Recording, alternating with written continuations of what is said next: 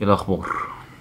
يا رب تكونوا بخير. حبيت ان انا اصور فلوج بسيط جدا ليوم من ايامي في الجامعه. طبعا يومين دول تسويح مش طبيعي.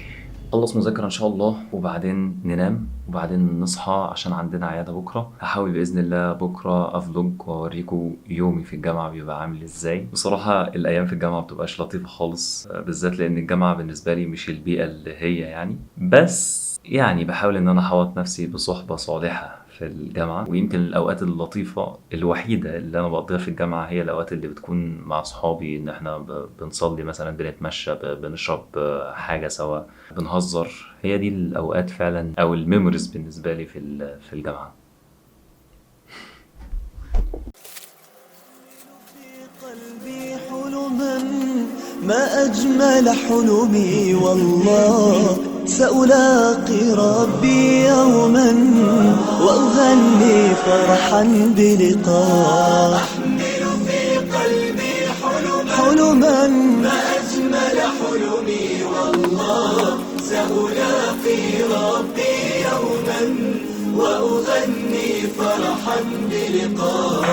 عيني تسألني عنه أين الخالق وشوقا، من أبصرت بقدرته فحنيني دوما لرؤاه. عيني تسألني عنه أين الخالق وشوقا، من أبصرت بقدرته فحنيني دوما لرؤاه. قلبي حلما ما أجمل حلمي، والله سألاقي ربي يوما وأغني فرحا بلقاء.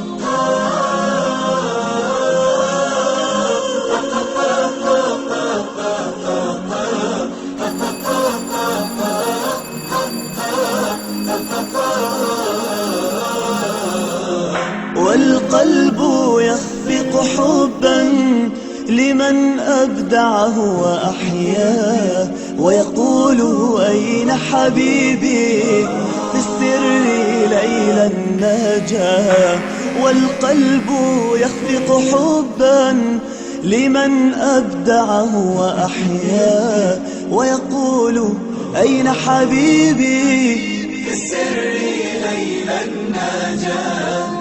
والروح تميل إليه وتقول أنسي بالله، من سواني وأوجدني رباه أحب رباه. والروح تميل إليه وتقول أنسي بالله، من سواني وأوجدني رباه أحب رباه. والجسم يمشي عجبا من حركه من سواه، يحن ليوم عودته ليمشي إليك رباه. والجسم يمشي عجبا من حركه من سواه، ليوم عودته ليمشي إليك ربا.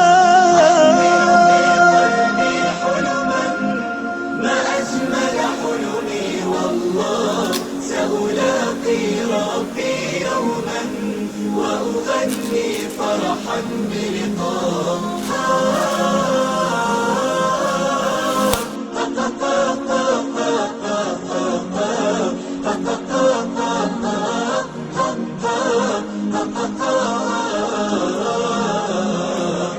كل قريب أبصره ليس بأقرب من الله، أقرب من أمي وأبي له ولائي ومن والاه. كل قريب أبصره ليس بأقرب من الله، أقرب من أمي وأبي له ولائي ومن والاه. أحمل في قلبي حلما ما أجمل حلمي، والله سألاقي ربي يوما وأغني فرحا فرحا بلقاء.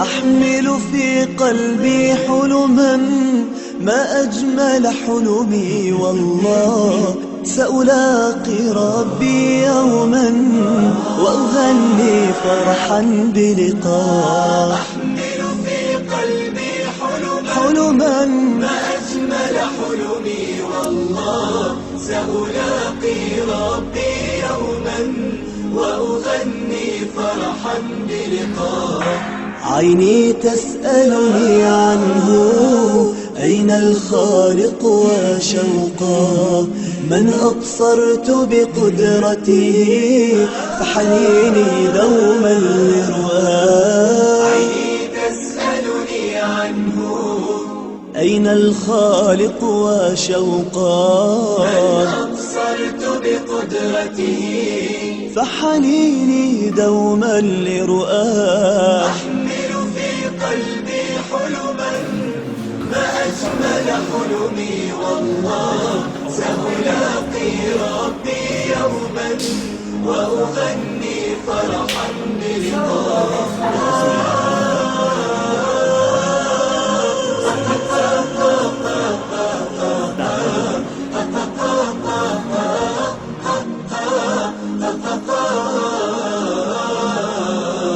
والقلب يخفق حبا لمن أبدعه وأحياه، ويقول أين حبيبي في السر ليلا نجا.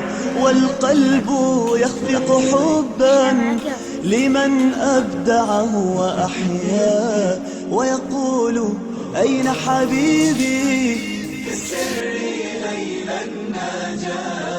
والروح تميل إليه وتقول أنسي بالله، من سواني وأوجدني رباه أحب رباه. والروح تميل إليه وتقول أنسي بالله، من سواني وأوجدني رباه أحب رباه. والجسم يمشي عجبا من حركه من سواه، يحن ليومي.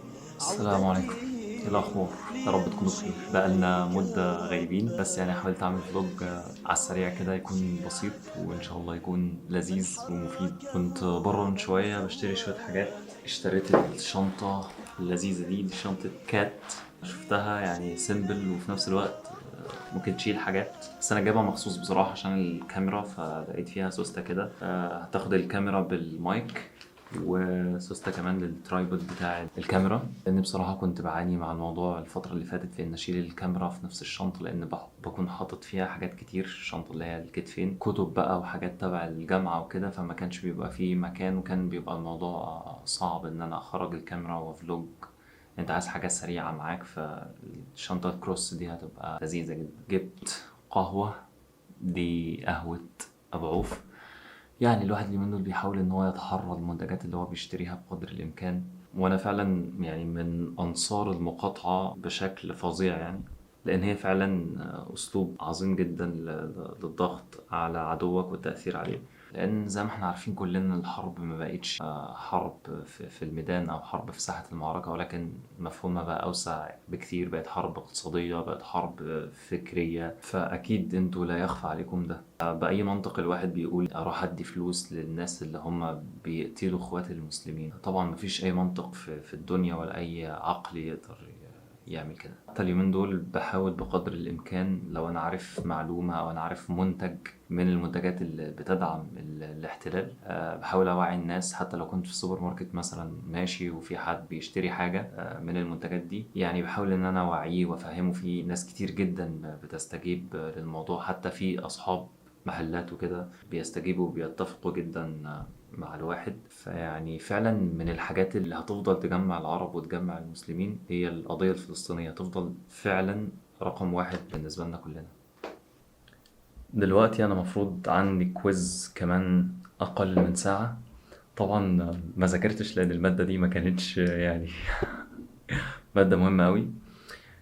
فكنت مدي أولوية لحاجات تانية، خصوصا إن أنا الفترة اللي فاتت كان عندي عيادات وعملي والدنيا كانت صعبة شوية إلى حد ما.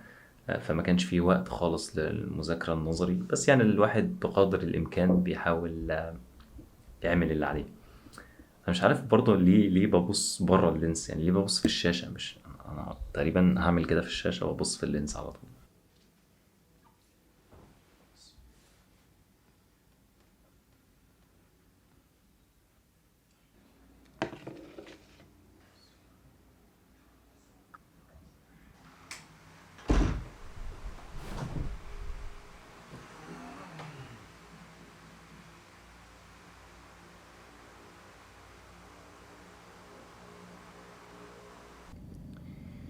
إيه الأخبار؟